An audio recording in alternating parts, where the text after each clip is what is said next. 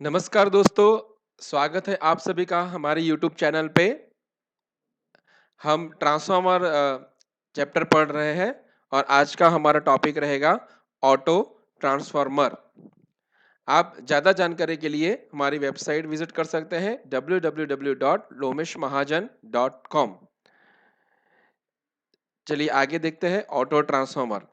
अभी यहाँ पे ऑटो ट्रांसफार्मर एक तरह का ट्रांसफार्मर है, ठीक है। अब यहाँ पे ऑटो वर्ड का जो मतलब है वो ऐसा नहीं होता है कि ऑटोमेटिक, ठीक है। ये एक ग्रीक वर्ड है जिसका मतलब होता है सेल्फ, ठीक है।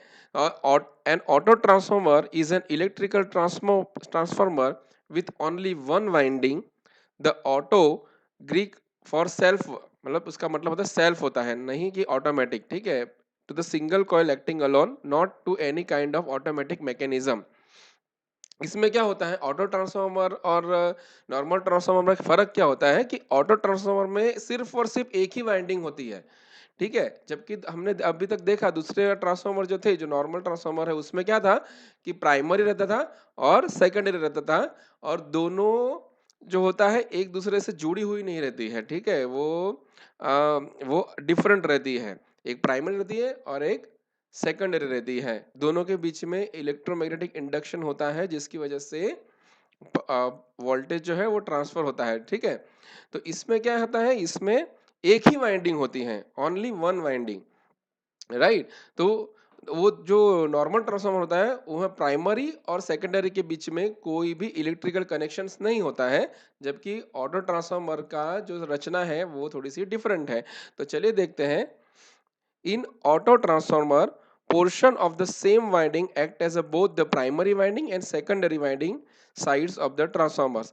In contrast, an ordinary transformer has separate primary and secondary winding which are not connected to each other. चलिए देखते हैं कि इसकी डायग्राम से आपको पता चल जाएगा कि एक्चुअली होता क्या है।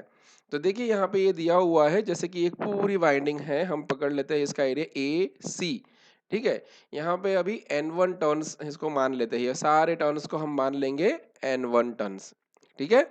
तो देखिए यहाँ पे तो एक ही वाइंडिंग है, यहाँ पे दूसरी कोई वाइंडिंग नहीं है, लेकिन हम इसी में हम पार्ट ले सकते हैं। तो यहाँ पे जो वाइंडिंग है AC, इस पे जो हम टोटल टर्न्स है वो हम उसको N1 कंसिडर करते हैं, जिसे हम प्राइमरी वाइंडिंग के हिसाब से बोलेंगे, ठीक है। This winding is tapped from point B, तो यहाँ से बी से वो उसको टैपिंग किया हुआ है। And the portion B C जो होता है वो जो है वो सेकेंडरी वाइंडिंग की तरह एक्ट होती है, ठीक है। यहाँ पे ये फिक्स किए कर दिया है, टैपिंग दे दिया है, ठीक है।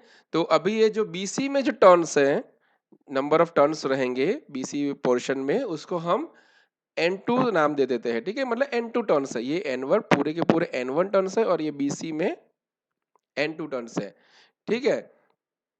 अभी if V1 voltage is applied across the AC, ठीक है, तो क्या होगा, वोल्टेज क्या, वोल्टेज जैसे हमने टर्न रेशियो के बारे में पढ़ा है, तो टर्न रेशियो क्या होता है, वोल्टेज V1 अपॉन N1, ठीक है।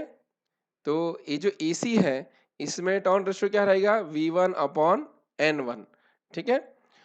और वैसे ही सेम ये BC में है, ये जो BC है उसमें वोल्टेज रेशियो क्या मिलेगा, फिर अपने को वोल्टेज रेशियो मिलेगा V1 अपॉन N1, ठीक है। ये पूरा तो है ही V1 अपॉन N1 इनटू, अभी इसका जो हम जो टर्न्स है वो N2 है, इनटू N2, ठीक है। तो यहाँ से हमें दिख जा रहा है कि ये कितना है, वोल्टेज V2 है, ठीक है। From the above figure the voltage is V2, right. तो इसीलिए हम ऐसा लिख सकते हैं V1 upon N1 into N2 is equal to V2, ठीक है। तो ये हो मिल जाएगा अपने को V2 upon V1 is equal to N2 upon N1, जो कि ये हो गया हमारा कांस्टेंट के, इसे हम टर्न रेशियो कह देते हैं, बराबर ना, हमने ये पढ़ा है आगे, ठीक है। तो ये के जो है वो कांस्टेंट है, right?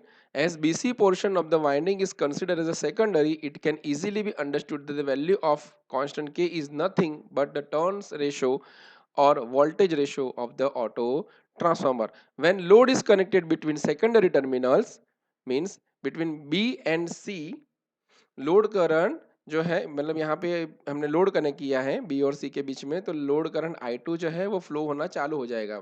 ठीक है, I2 starts flowing. The current in the secondary winding और common winding is the difference of I2 minus I1। ठीक है, तो ये हो गया ऑटो ट्रांसफार्मर के बारे में। हम इस साइड पे भी अगर हमें कुछ अलग एप्लीकेशंस करना है तो हम इसका जो है वो चेंजेस कर सकते हैं इसमें। ठीक है, हम अगर ये यहाँ पे भी लोड लगा सकते हैं और यहाँ से हम सप्लाई दे सकते हैं। ये हो गया है, ये सिंपल सा है, ये हो गया है ऑटो ट्रांसफार्मर के बारे में हमने पढ़ा। ठीक है, तो ऐसा हमें वेरिएक भी आता है जिसमें हम इसको वेरी कर सकते हैं टर्न्स को। ठीक है, वो भी सेम ऑटो ट्रांसफार्मर ही होता है लेकिन उसमें हम वेरी कर सकते हैं। तो हम अगले टॉपिक में देखेंगे उसके वेरिएक के बारे में। ठीक है, तो आज हमने देखा ऑटो ट्रांसफार्मर। ठीक है, इसके रिलेटेड कोई क्वेश्चन होगा तो आप हमें पूछ सकते हैं। मिलते हैं अगली क्लिप में। Thank you.